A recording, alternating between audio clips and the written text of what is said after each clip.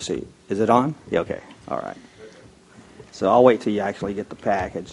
Now, don't be overly concerned because it's big, because most of it's for you to look at more when you have time. So I'm going to kind of cover this pretty quickly. I'm gonna maybe do a little bit different program than the two other presenters here, because I think by getting you to understand our area and how we've been involved in storage in general, not only above ground storage but below ground storage, and the projects that we're doing in a very progressive way, you'll have a much better appreciation as to why this above ground storage project is important to us. So what I'm going to first do is I'm going to first point out to you the graph on the left-hand side that's circled by those dash lines. If you take a look at that and you compare it to the other reservoirs around California, immediately you see it's a tiny little reservoir. And then if you look at how much water is in that tiny little reservoir, not much. Okay. Problem is this, is that when it was designed and built, it has a runoff that goes into it that's not much different than a lot of those other bigger projects. It just wasn't designed to do a lot of things that it's being asked to do today. So we'll quickly go to the next page. Basically, this is just for reference. Our Joint Powers Authority represents about 1 million acres, represents about 15,000 farmers, kind of gives you a general idea, includes both ag and municipal. The big thing is that in our area, we are like the number 1, 2, and 3 ag production in the nation. And so the things that we do are permanent crops, and that's pretty important to understand. This is where it's trees, vines, and things along those lines that if you don't have water on them, they die and you don't recover the next year. So now I'm going to flip over to the next page, and what you're going to see there, and I apologize, I guess I haven't been keeping up with this. So I'm like that here, trying to figure out how to use this thing. Oh, there we go. All right. So what I want to do is I want to talk to you a little bit about the exchange contract, because little history. Friant Division is the cornerstone of the Central Valley Project. We're the first boys on the block. If it wasn't for us, ARA here wouldn't exist, because what happened is that the water that we deliver, you're welcome, the water that we deliver on the east side of the valley does not belong to us on the east side of the valley. It belongs to the exchange contractors that are on the west side of the valley. So the federal government had to enter into an agreement that would provide them substitute water from the Delta. And that's why the federal pumping station was built. That's why the Delta Mendota Canal was built, so that we could meet that obligation. So Friant not only pays for the capital costs of the Friant Division, it pays for a substantial amount of the capital costs of the project that ARA and company also run, including the operation and maintenance of all those things. Now, we're required to provide them 840,000 acre feet every year. So what I want to point out in this next slide here is this. We're in what I call a sub-zero allocation condition this year. Permanent crops, sub-zero. Now, people ask me, why do you say sub-zero? You can't go below zero. Yes, you can. Right now, we're in a 300,000 acre foot deficit. In other words, we got a gap that has to be filled with the exchange contractors before we get a single drop of water from Millerton. You can't get worse than that, okay? And so, and part of that is due to the fact that there's now some issues that are associated with storage, particularly at Shasta. Shasta currently has storage that meets or exceeds that was in 1976-77. Yet, and they were able to meet the requirements of the exchange contractors, and Friant was able to get 25% of its water supply. Yet today, the Bureau is only giving them 40%, which means we're in that big gap. This is a crisis. This is the first time in 60-plus years that the Friant Division is going to be in major hurts. And an example of that is what I put right down there at the last line. Citrus impact, because that's where your citrus comes from. They're looking at basically a $3 billion impact over the next 5 years. That's only one of the many permanent crops that we have on the east side. So we'll flip over to the next page. Basically, I just want to kind of give you an understanding of why conjunctive use is not new for us. We've been doing it for 60 years. Everybody kind of talks about groundwater projects as it's a new theme. It's not a new theme. We've been doing it for 60 years. We are the reason Bryant Division was built was because of that exact reason. So, but to explain that, the first, there's two allocations of water in our system, Class 1, Class 2. Class 1 meets the demand of both the cities and the farmers. But Class 2, this is the important one to understand, is basically this supplemental supply, which can range from 0 to 1.4 million, is what was intended to be recharged into the ground regularly so that would be it would maintain the level of the groundwater. The surface water would be used by the farmers in lieu of the groundwater. So that was an important feature relative to Bryant Division. Now, if you flip over to the next page, I'm just going to tell you real quickly here. In the 1920s, in our area, when groundwater pumps were invented, the farmers basically did what they needed to do. They needed to pull water from the only place they get it, and that was the ground. You see how it plummeted. When that plummeted, if you look at the picture on the right-hand side, you see this is a picture that happened on the west side. So in 1925, the ground's here, 55 it's there, and then 77 it's down there. Bryant was able to stop that subsidence about in the middle, about 1950. But that was resolved only because once you started supplying water, it started bringing back the groundwater table. So that was the objective, and we met that objective. If you flip to the next page, you see quickly the relationship between those bars that is supplemental water and how it works in terms of storage underground. That's the way we've always operated. This is not rocket science stuff for us. Now, what has changed? Well, in 1988, it started and ended in about 2006, and that was some litigation relative to restoring the San Joaquin River. Well, the project wasn't designed for that additional feature. And so when we were instructed to now start making major deliveries down the river, and you see that in the bar chart that you have on that page there, all the red bars, that's the extra water that needs to go down there. Well, what that does, it eliminates a big proportion of the water we were using to supplement the groundwater so that we would be maintaining the groundwater condition. We're now heading back to what we call pre-project days, where, yeah, we can meet most of the demand most of the time, but we're not putting money into the savings account. So, but to make things worse, and this next one that I'm going to show you, where it has the blue bars, is pretty important because I think it addresses some of the issues that were being discussed. As well, you got to build it, but you got to build it so that you can most of the time fill it. Okay. Well, for us, if you look at the frequency of blue bars, and if you look at the magnitude of those blue bars, especially those that have a little star above them, that represents over 1 million acre-feet that had to be released due to flood control. So when we're talking about building a reservoir, we're talking about trying to preserve that water. And if you can only imagine how our people today are thinking when they're getting sub-zero, no water, and how all this water just continues to go away, not a good thing. But if we go to the next page, and maybe what I'm going to do is I'm not going to go through each of these projects, but what I want you to do is when you have a chance is look at them. I'm just going to flash through these things. Our districts not only have thousands of acres of recharge basins, but they haven't stopped with what they've had in the past. Today they're looking for partners continuously. Fresno Irrigation District's partnering with the city of Clovis, which is a big municipality, to build a recharge basin so that it can help each other out.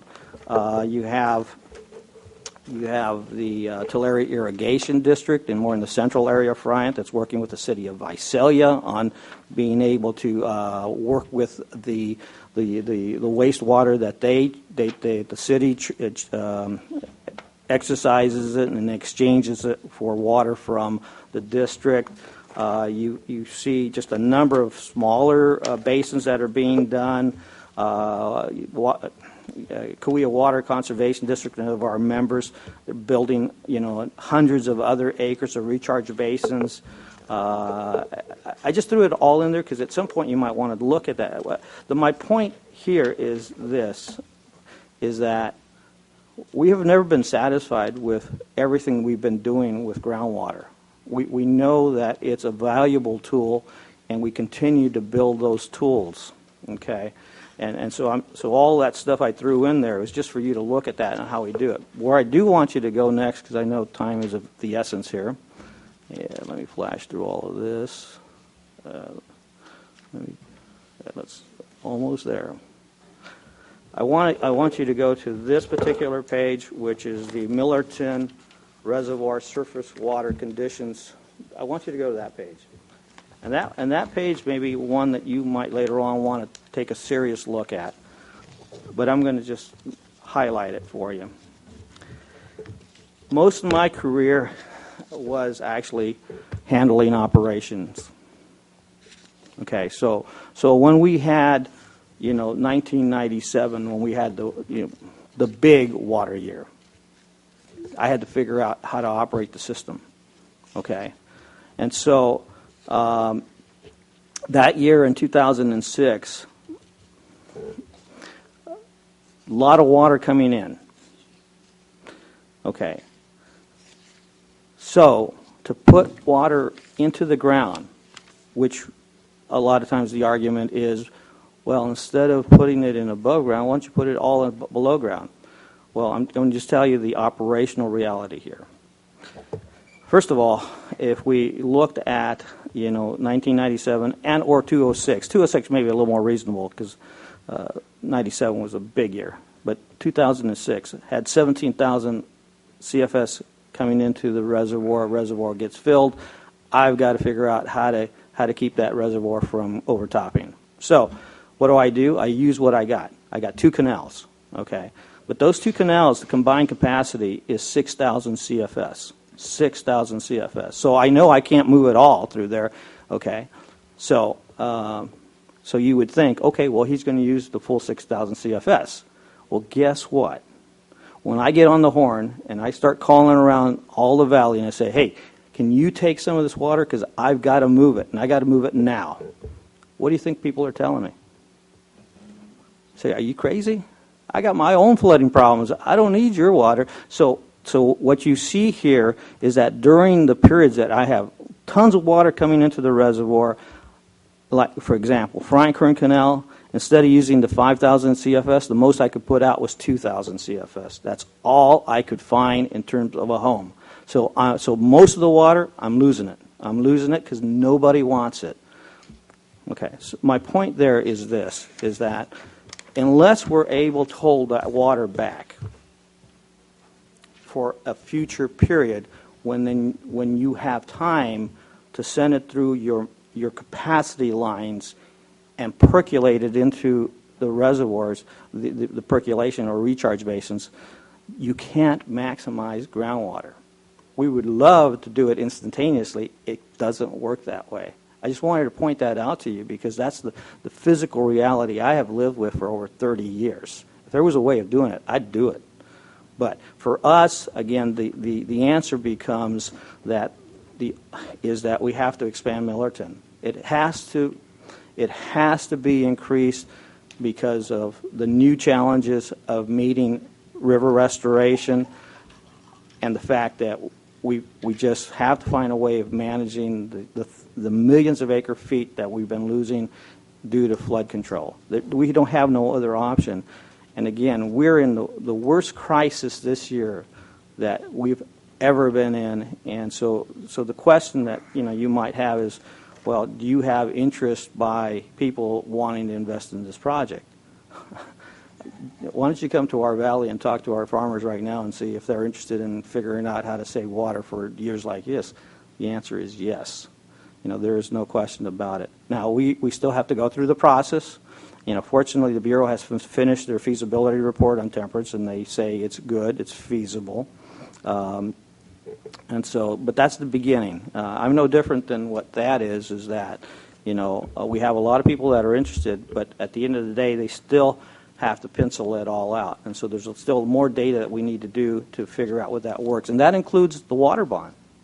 Because I'll be honest with you, if the water bond does not move forward And if there isn't that opportunity to get the public benefits paid for this project or any other project, it's just not going to be affordable.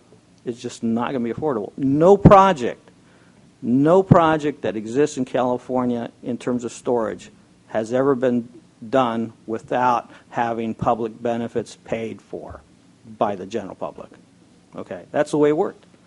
You know, and it doesn't matter whether it was a federal project, doesn't matter whether it was the joint project San Luis, it was all done that way. So again, for us, we need to have that water bond pass. That money is critical for us to be able to, at the end of the day, be able to afford this. Well, Mr. Bettner's already spoken for most of that money for the benefits for his project. Well, you know, from my perspective, didn't I hear that? Oh, okay. From my perspective, we need to build all the projects we can. But why isn't you listen to the federal representative, and I don't want to speak for the federal government, but they didn't seem awfully interested about contributing federal money to storage projects. Well, I didn't interpret it that way, because if you're aware, Congressman Costa has introduced legislation to provide funding for Temperance Flat, as he's done for a couple other projects. I will tell you that I regularly meet with Senator Feinstein. She is very focused, very interested in moving this stuff. I think a lot of the pressure right now that's being applied by the federal government is to get these studies done to the level that they have some means by which to argue movement. Now, does that mean that they're going to go out there and authorize the entire project like they did in the past? I don't think so. But I think all we're looking for is this, and this is my perspective, is that to be able to move forward with, let's say, a Temperance Flat, 50% of the project is eligible under public benefits. Now, will the state of California provide all of that? Yeah, I doubt it. You know, so what happens is that we then go to the federal government and say, okay, we need you to weigh in to help us complement on the public benefits so that we can get to 50%, and then the other 50% becomes the beneficiaries. Whoever's going to get the power, whoever's going to get the water, they become responsible for that. That's the reality of things, and so and that's what we're pushing. Hank? Mario, I'm a city guy, so I don't know about farms and all this stuff, but when I look on some of your schematics and your maps, I see a lot of dirt there. I mean, can't you intercept this water before it flows into the ocean into a floodplain or something and let it percolate down into some sort of an aquifer? Yeah, I mean, I think you can do things like that, and I think people will do things like that. I'm pretty sure Fresno Irrigation District, the city of Fresno, those that are adjacent to rivers will find a way of diverting some of those flows to be able to put them in, because it's not just the two canals, right? Yep. It's the rivers that flow, and so eligible lands along there, they'll find ways of doing it. But again, when you're dealing with the type of flow that's occurring at the time, it's hard for any system to be at a big enough capacity to optimize taking it out. But definitely that is part of the answer. I mean, isn't now the time to be thinking about that and setting some land aside so when the big rains do come, we can? They are doing that. I've had communications with both the city and FID, and they're looking hard at doing that. Madera Irrigation District, that their big plan with the Madera Water Bank is also part of that.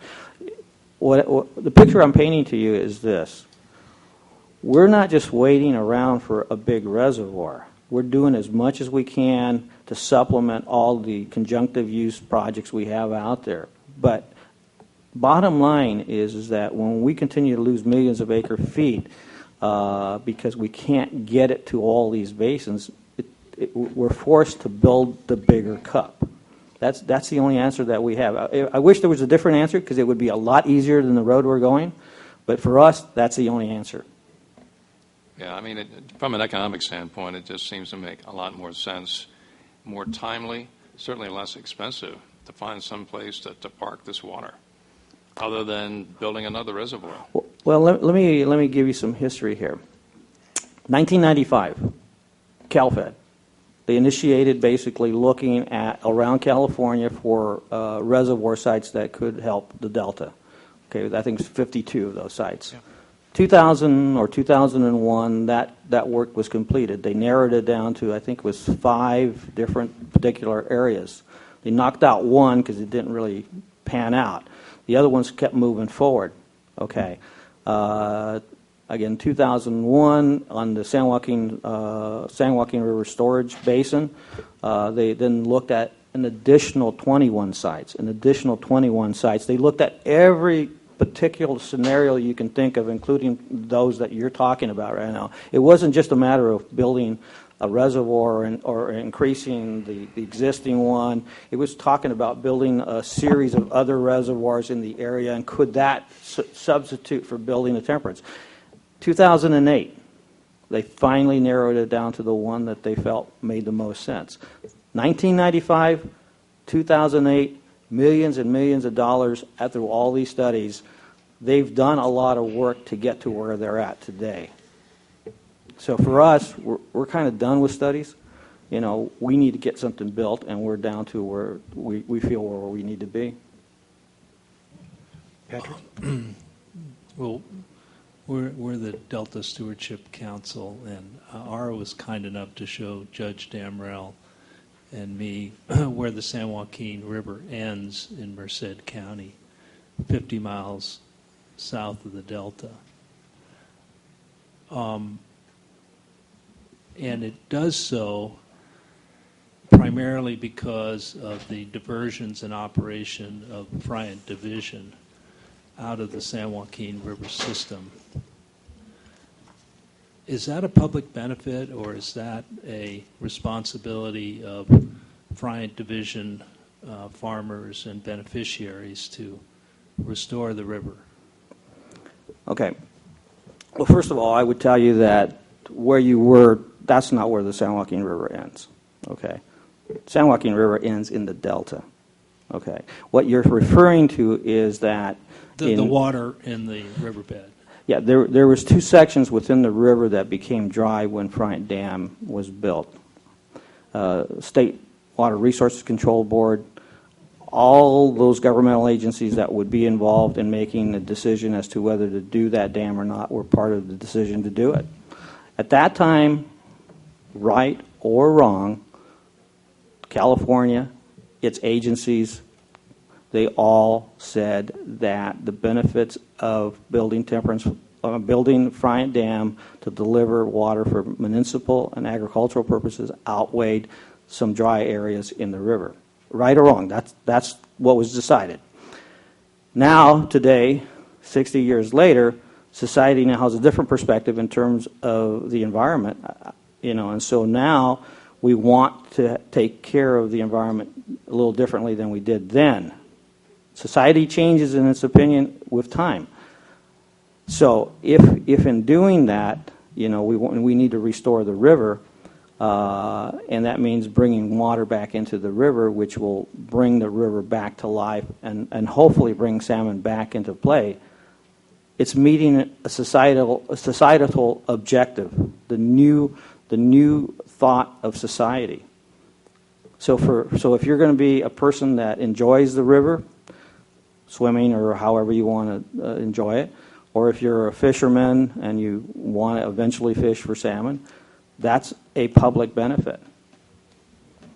So what I would tell you is water being put back into the San Joaquin River not only provides that kind of benefit, but ultimately provides benefit to the Delta, which is the area that you guys have jurisdiction, because it's going to bring in fresh water, which will help the ecosystem in the Delta. It also, by relieving the uncontrolled runoff from that reservoir, it relieves some of the stress on the levees that you have when you have uncontrolled runoff by a series of reservoirs all feeding into that delta. You want to reduce the stress on those levees.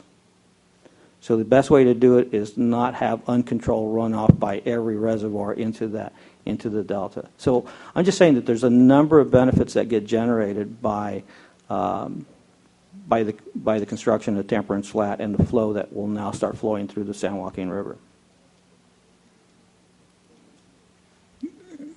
the continued existence of the farmers in your area is dependent on a combination of continued depletion of the groundwater source beyond the level that anyone would want, including you in the area.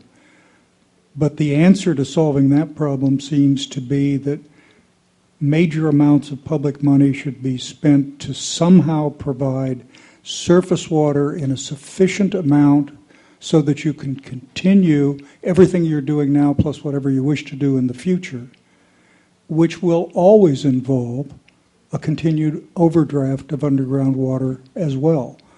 And isn't there a point where the argument of just a public benefit in the abstract has to step back and say, gosh, you've just overextended the supply that is humanly available, because cost isn't an object here. Money isn't free. And aren't you ultimately just, this is arguing for a level of sustained farming that neither the hydrology or the geography can sustain over the long run. And I understand why it's very important to the farmers down there. I do understand that. But I don't see how it's possible to maintain this kind of a condition in collective terms, whether we expand Millerton or not. Well, we've been pretty successful for the past 60 years in doing the conjunctive operations that we've been doing. So all we're saying is by building back the availability of water to put us back where we were during these past 60 years, it will not only stabilize it so that we don't have subsidence, but the bigger picture is this, and I always kind of wonder why there's a lack of understanding in the sense that, and I started with this, is that you're talking about the number 1, 2, 3, maybe even 4 ag production counties in the nation. So what does that mean? Is that just business for farmers? I would argue no. I would argue that you and all of us enjoy the fruits of what comes out of those counties. When you go to the supermarket and you get good quality product at a reasonable cost, and you're not dependent on imports coming in from other countries, especially China, you are benefiting. Because I got to tell you, as a human, I don't have a choice. I got to drink water and I got to eat food. I don't have a choice. So farmers are not just businessmen, but they are the guys that are providing you the substance that's necessary for human existence. So to me, I think there's a value there. I know I'm kind of blowing it up a little bit more than everybody wants, but those are my personal feelings, And so I'm just telling you, with building temperance, we acquire back the waters to put us back in the same condition we've been in for the 60 years, where we've been able to maintain food production for this nation, and we were doing a good job. Just as a counterpoint to that, Yeah. a lot of people in Europe particularly can't understand why we want to grow cotton and rice and almonds in a desert. Why we want to irrigate the desert with water to do that, when it can be grown elsewhere at a cheaper price, quality considerations aside. Well, I can answer a little bit of that, and that is this, is that cotton's not a big thing growing in our area anymore. It was at one time, it isn't anymore. In terms of basically other products, it boils down to supply and demand. As a consumer, if you like to have an In-N-Out burger, then somebody's growing that lettuce for you. Somebody's growing that tomato for you. Somebody's growing you that beef. Somebody's doing it. And I got to tell you, a lot of that's coming out of the Central Valley. So they wouldn't be doing it if there wasn't a demand for it, okay? Well, then we're getting into government support.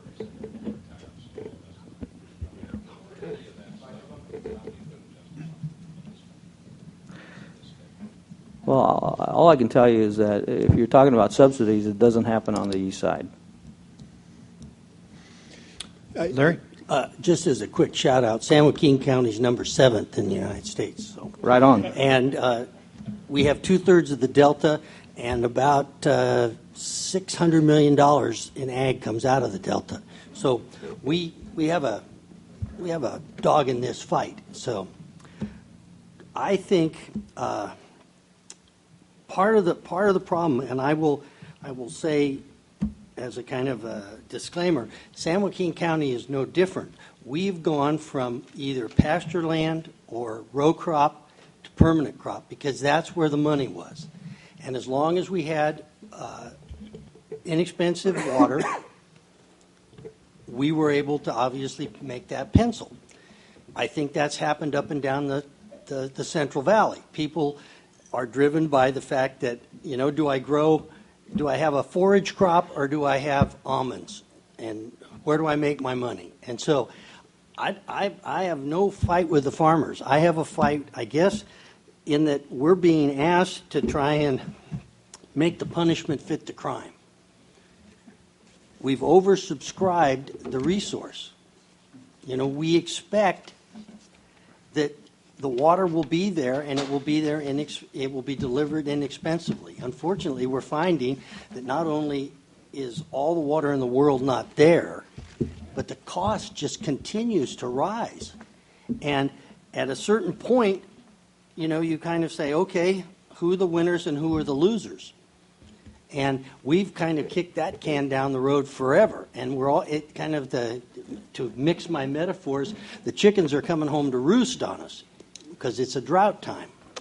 And so, in 11, you could have filled, or did fill the dam 4 times because you had 2 million acre feet and you hold about 500 million or 500,000. Right. So you had to do something with that water. And everybody was full. That's the problem when we have a good wet year. Everybody fills up pretty quickly and then full's full, and there's nowhere to go with it except out there for those poor people in the San Francisco Bay or the ocean where all that fresh water ends up. So we, as a state, need to get our act together on how we're going to not only figure out how we can make new water or collect or save water, but we have to finally come to terms with what's going to be year after year, wet year, dry year, medium year. How do we basically continue a productive ag industry in our individual counties or in the state? But how do we do that without this roller coaster ride that we're on right now? And I'm just amazed. Everybody goes, my God, it's a drought. Well, hell yeah, it's a drought. It comes around about every 3 or 4, 5, 10 years. Or they'll say, oh my God, we've got a flood. I think Hank's probably hit the nail on the head. By the time we're, this fall, we could be going, there isn't any drought anymore. There's flood times. So I think the issue that needs to be, we just need to come to terms with the fact that the emperor has no clothes. We are just not facing this situation. And if we want to build storage, hey, I'm for building storage if it brings me what I want. But as Phil said, if you fill that glass up, it's going to just get drunk. If you fill up all your dams and reservoirs, what will happen is some farmer's going to say, this is the time to plant. I'm going to go out and plant new, I'm going to plant that extra 40 acres. The difference is this, is that there is water supply contracts that limit how much water you can get for a district. So you're not going to get more than what you've already been allocated. Okay. Yeah, but we sold it five times. We've over allocated. Everybody we have water rights for 5 times what we got water. Well, all I can do is speak in regard to our area, how our area works. Okay. And so for us, it's simple. Basically, 60 years, we've been doing a good job, in growing basically the nation's food. We now have a situation where our small reservoir is being required to operate in a different way to meet new environmental challenges. So it pulls water from what we had. All we want to do is take advantage of the millions of acre feet that we otherwise lose due to flood control to try to harness and bring it back for beneficial use. That's all we're trying to do here. And I got to tell you is that from my perspective, and I've been working on this for probably 10 years, and that is the water bond. The worst thing we can do is somehow confuse the public that in California's historical dry year, that we don't need to fix water infrastructure. We should be we should be focused in on that this is the year that California makes a difference in doing what Pat Brown did and what others did in making California what it is today. Because we're not going to get a second shot. If we can't pass a water bond when we're in the driest year California has experienced, then forget it. We're never going to do it. So I'm not going to change my position. I'm going to be driving as hard as I can to build storage and get the water bond through. Yeah, I think we're in agreement on that. I guess the only concern I have long term, and we've talked about this a lot, is water is underpriced. It has way too much value in relation to its price. And if we were to price that properly, for the various uses, I think we would have more supply and demand and less contortion on growing things in areas where it doesn't make a lot of logical sense to grow it. And unfortunately, that's more of a societal problem. I mean, people are used to basically free water. Well, it's not free in our area. Mario, Yeah, but we got to address it through the Ara state. has been patiently waiting. He's got a few thoughts. I guess there's two premises that I want to question. One is yours, Mr. Nordoff, that we're growing subsidized crop in a desert, and I guess if you go and you look at the hundreds of crops that are grown in San Joaquin Valley, you'll find very few program crops are in fact grown there, and you'll find of those program crops, the numbers have only been declining over the last couple of decades. So it isn't an area that is deep in the entire farm program. The reason we grow crops there is it is unique primarily in its climate. It's one of only 5 Mediterranean climates in the world, and it's the only one in North America. And that fact allows us to grow the hundreds of different types of fruits, vegetables, and nuts that we do grow, producing over 50% of the nation's supply. It's interesting to look back to a USDA study in 2007 when they were moving away from the food pyramid and into the nutrition daily recommended allowances. And USDA asked themselves the question, if every American was in fact to eat the daily recommended allowance, how many acres of fruits and vegetable land are we short? And the answer is over 13 million. We're short another 3+ Californias. And so while we have this health priority on one hand, we are just as rapidly as possible on the other hand putting our primary source of that out of business. And so you're right, it's a very large question. But in terms of making comparisons, I think, about growing food in the desert, I don't think that that's exactly accurate. I think what we have here is, in fact, a very unique and irreplaceable asset, and we should view it as such. The other notion I find interesting is the notion that we're oversubscribed on water. And I like to go back to the 2000 California Water Plan and look at the state accounting there. And I like the 2000 Water Plan because they use an average year. They update the plan. They try to do it every 5 years or so, and they'll take snapshots through there. So you see wet years and dry years and so forth. But that one's nice because it's neither the high nor the low. And so what does that illustration tell us? It tells us that on any given average year, we all know in California there's no such thing as an average year, about 200 million acre feet of water falls on this state in some form of precipitation, snow, hail, fog, rain, whatever. About 10 million is used to urbans, about 35 million or so by ag. You've got something like 150 million acre feet that is evapotranspired by forests, by meadows, by natural vegetation. You've got land, water that's percolated back into the ground. And you've got, 43, 44 million acre feet that flows out into the ocean. So I think what that clearly demonstrates isn't that we have a water supply problem, we have a water management problem. And we have these systems in place that have been in place. Mario said several times it was working well for 60 years. It isn't the systems themselves that are the problem, it's that we've changed how we operate the systems to achieve purposes that they were originally designed to meet. And so the question we have before us is now, are we going to go back and undo these changes that we've made over the last 2 decades or so? And I don't think it's likely that we're going to do that. And so then we need to develop a new set of solutions. And you're absolutely right, Mr. Nordoff. There's a future for groundwater banking. We have projects, that we are working on as well. But they are limited by geology, they are limited by geography, they are limited operationally. And so it's really, I think, finding the right mixture of surface storage, supply, and increasing that.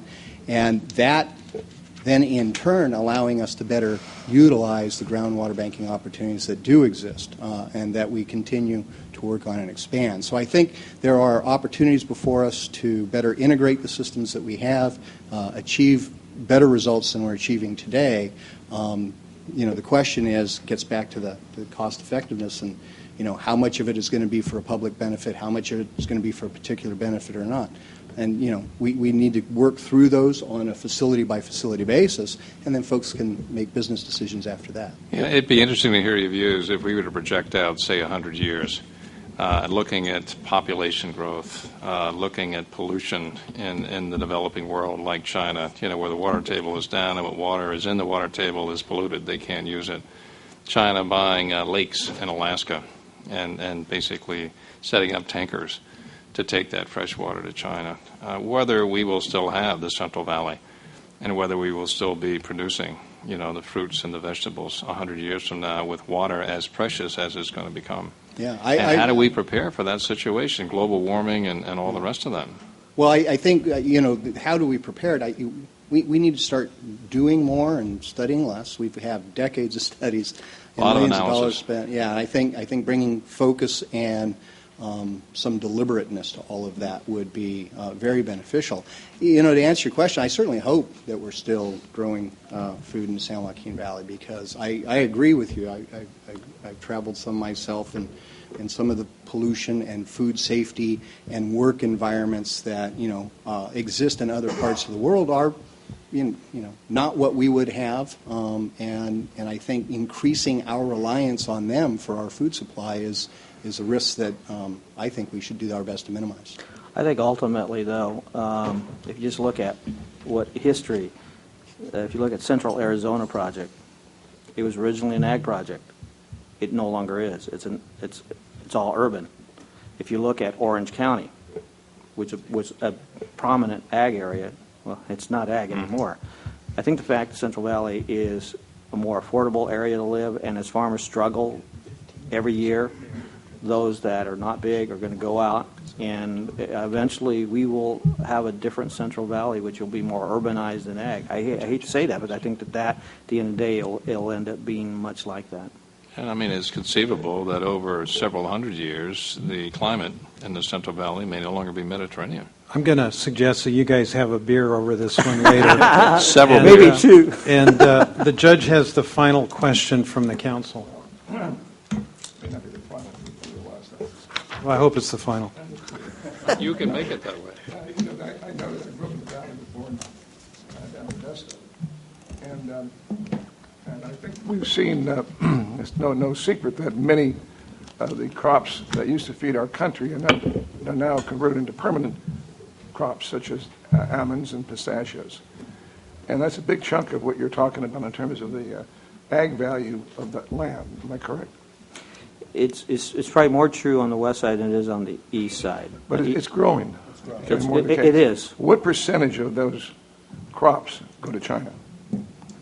If you're talking almonds, I would say the majority of them. I think 80%. When you say feed the nation, we're feeding the Chinese nation. Well, what I'm saying is that this. a fair statement? Well, let me be specific. I'm only talking about the people I represent, and that's the east side. And we don't do almonds. Hey, look, I understand that, but I think, I know what's happening in our county, in Southwest County. No, I understand. Pasture land, row crops are just going out of business, and permanent crops are coming in, and it's all almonds, and we got groundwater issues. You're familiar with that. What I'm just suggesting is that there's also a responsibility that we owe the land and our farmers, because we're putting in permanent crops, And those crops are cash crops, understandable, very understandable, but they're all going to China. They're not feeding this country. They're feeding some wallets, but they're not feeding this country. There's a suggestion that here that somehow our country's food supply is at risk. I'm not saying it's not either, but I do know that a lot of that stuff that we grow in the Central Valley today is not being sold in this country. And I think that that's true for some crops. It's export is a big issue, or where a lot of it goes, and for other crops it's not. Now, I think processing tomatoes is a great example. Central Valley grows 95% of the processing tomatoes consumed in this nation. But the point you raise is an interesting one, and it really gets to our interdependence, right? Because while they may be eating a California almond in China, we're all using Chinese cell phones in California.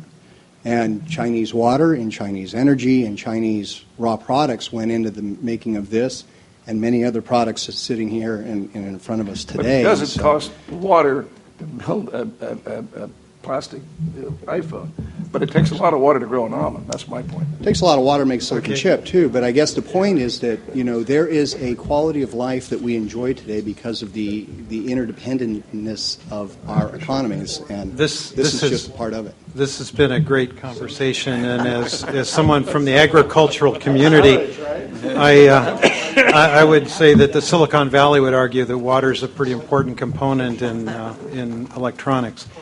Isn't there a show called Storage Wars or something? There will. I think this may be the test bed for that. In 2000, when CalFed studies were completed and they recommended studying 5 projects, Dad, you've delivered an update on sites, one of those. And you're in an area of opportunity, and it's encouraging to hear how you're trying to take the work that's been done and to find a way to build on that onto implementing something. Mario, you've done an effective job of displaying how another 1 million acre feet upstream on the San Joaquin could really benefit both the environment and sustaining groundwater levels in your area. And Ara, you're at the tip of the spear. Your agency, your folks are at the tip of the spear in terms of water supply reliability problems. And even though in the CalFed studies they showed probably a dozen different locations for potential storage projects along the coastal hills, not much has happened because it's hard for you guys to justify building something when water supply is not that reliable. So I think you three have provided us a really good overview of the leading edge issues facing locals, and storage hopefully will be, additional storage will be in all 3 of your futures to help you achieve a greater water supply reliability and to contribute to the ecosystem health in the Delta. With that, thank you very much, and we will now rapidly move on to the last 2. Excuse me, I have one blue sheet in regards to this